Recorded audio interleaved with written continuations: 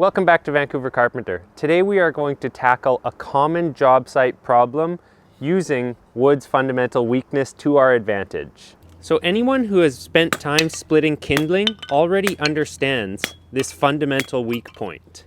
When struck this way with the same force, it holds up quite well. It takes a lot more to actually break it.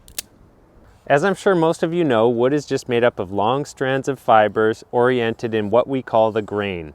And it always splits along the grain, even when struck with quite a blunt object. And while most people tend to grasp that concept when it comes to kindling, when it comes to actual dimensional lumber like a 2x4, that information seems to go out the window. People tend to believe that the only way to modify a 2x4 is to either drill it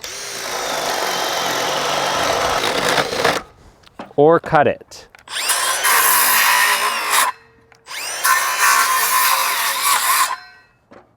However, once we understand how the grain works, we can accomplish the same thing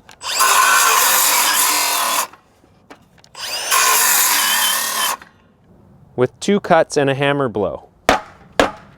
So whether you're splitting shakes or working on the framing of a house, wood is wood and it splits along the grain. So now let's take these skills to an actual job site application.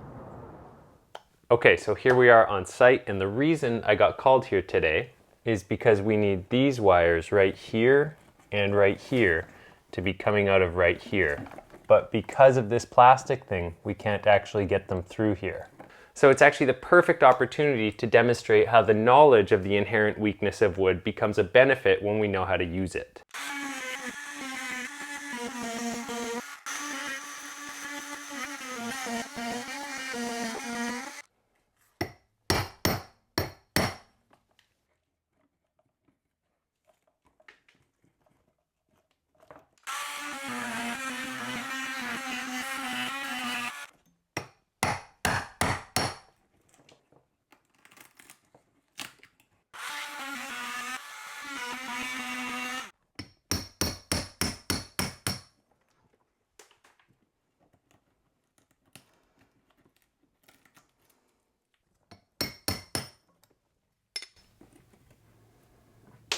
There we go.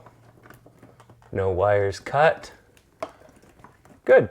Okay, so that's done. And some of you might be wondering why I was using a masonry chisel, a cold chisel, instead of a regular wood chisel.